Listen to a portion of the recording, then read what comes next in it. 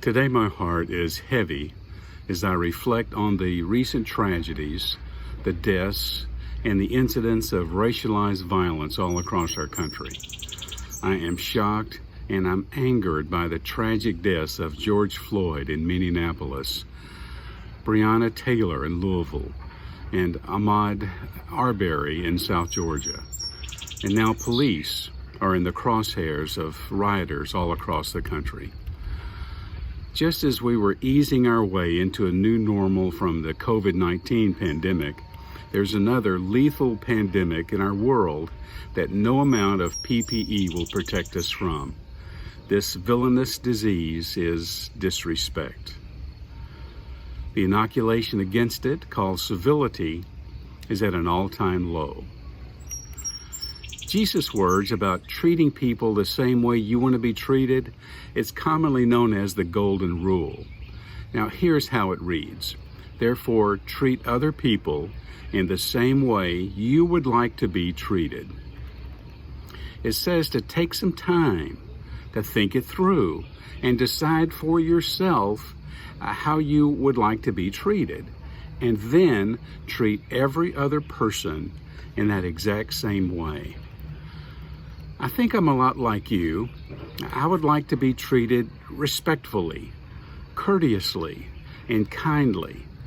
I would like it if people would think the best of me and not jump to conclusions about me. I would like for people to treat me like I'm a unique, custom creation of God and not lump me into some group of people that they've already decided to hate. It feels really vulnerable to say this, but I would like to be loved and celebrated for who I am. The lens of the Golden Rule provides a paradigm shift to this disease of disrespect. Based on the Golden Rule, here are 3 tips that I think will get us moving in the right direction. First of all, listen. Move from suspicion about someone different than you to curiosity. Instead of stereotyping and avoiding other people, move toward them.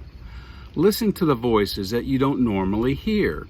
If you're only listening to the voices of people who look and believe and think like you, then you're listening to the wrong voices. Find someone different and ask them to tell their story. Ask them why they don't have a seat at the table. Ask them about their barriers and their feelings. And then just listen. Don't interrupt or dominate. Respectful people listen. Second, learn. Learn from delightfully different others. You can differ with someone without devaluing, diminishing, or demonizing them. Respectful people learn how to hold differences well. Thank God we've changed about some things. For example, in the 1930s to 50s, some of you may remember that doctors actually recommended smoking. Just let that sink in for a moment. We've learned and we've changed. Respectful people prayerfully revisit an issue and they consider changing their mind when new information becomes available. They form their opinions very carefully. They consider many viewpoints. They learn. And now third, live. Live it out. Live differently. Implement, apply, incorporate, pivot if you need to. Knowledge is useless if it's not applied. To learn is to change. To know something won't matter if it does not change the way you live.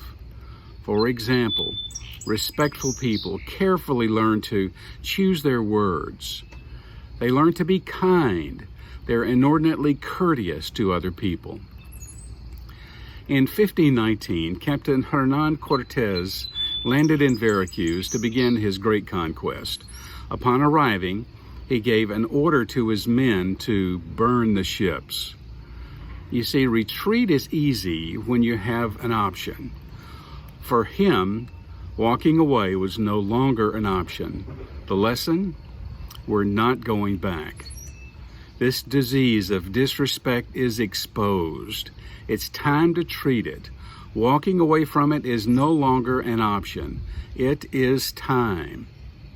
It begins with me as I listen, as I learn, as I live differently. When was the last time that you reflected deeply on your own convictions regarding respect? The way we treat the people we disagree with the most, that says a lot about what we've learned about love.